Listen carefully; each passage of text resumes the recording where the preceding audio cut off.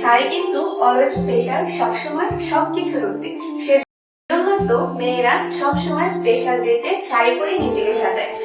আর এই এত সুন্দর শাড়ির সাথে যদি ম্যাচিং করা একটি কম্বিনেশন হয় তাহলে কেমন হয় বিষয়টি বলুন তো। ঠিক সেরকম একটি কম্বিনেশন অলরেডি আমি পরে আছি, কিন্তু অলরেডি এরকম একটি প্যাকেজ রেডি করাই আছে।